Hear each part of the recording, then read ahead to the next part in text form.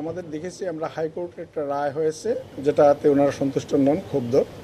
আমরা আপিল করেছি এবং আমরা আপিলে লড়ছি। আমরা দেখব যে কোর্ট কি বলেন, কারণ যেহেতু এটা কোর্টে একটা বিচারাধীন বিষয়, সেই ক্ষেত্রে আমাদের প্রশাসনিকভাবে আলাদাভাবে কোনো উদ্যোগ নেওয়ার সুযোগ নেই। আমরা যখন তাদের ফল ঘোষণা করেছি তখন আমরা শুধু আমাদের মন্ত্রণালয় স্বাধীনভাবেই ফল ঘোষণা করিনি, আমরা জনপ্রশাসন মন্ত্রণালয় এবং আইন মন্ত্রণালয় ওনাদের মতামত নিয়েই ফল ঘোষণা করেছি।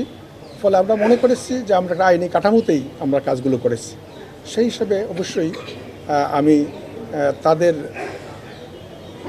দাবির সঙ্গে মানে তারা যেটা চাচ্ছেন সেটার সঙ্গে এক ধরনের সহানুভূতি আমাদের রয়েছে, যেহেতু আমরা সব কিছু বিষয়ে মনে করেছি যে এটা আইনসম্মত, সেইভাবে আমরা করেছি।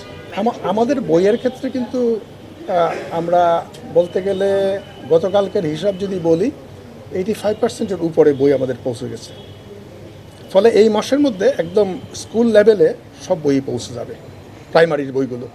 কোটি মানুষের আস্থার ভালোবাসায় 11 বারের মতো দেশের 1 নম্বর রেফ্রিজারেটর ব্র্যান্ড ওয়ালটন। আমাদের যে প্রাইমারি স্কুলগুলোর নির্মাণ হয়, উপজেলা পর্যায়ে ডিডিওশিপ হচ্ছেন ইউএনও সাহেব। ফলে ওনার কিন্তু একটা প্রশাসনিক মানে ক্ষমতাই রয়েছে এই বিষয়গুলো দেখভাল করার। ফলে ওনারা যেন এই বিষয়গুলো দেখভাল করেন সেটা একটা আমাদের বিষয় রয়ে গেছে। আর আমাদের শিক্ষক শূন্যতা রয়েছে, আমি নিয়োগ দেবো, আরও নতুন করে শিক্ষক নিয়োগ দেবো। আমি এই বিষয়ে কোনো মন্তব্য করব না, যেহেতু একটা বিষয় কোর্টে বিচারাধীন রয়েছে এবং আমরা আপিল করেছি, সুতরাং এই বিষয়ে আমার কোনো মন্তব্য করার সুযোগ নেই। সমস্যাগুলো বিভিন্ন রকমের, এক ধরনের সমস্যা নয়। তারা সমস্যাগুলো বলেছেন, তারা সব যে বলতে পেরেছেন তা না। এবং আমি ফিল্ড ভিজিট করছি এবং আমি যেসব ডিস্ট্রিক্টেই যাচ্ছি আমি সবসময়ই ওই ডিস্ট্রিক্টের সব কর্মকর্তাদের নিয়ে বসছি এবং আমি তাদের কথাই শুনছি। সুতরাং এখানে তাদের খুব সুযোগ ছিল না, খুব অল্প সময় ছিল, ফলে তাদের খুব সুযোগ ছিল না।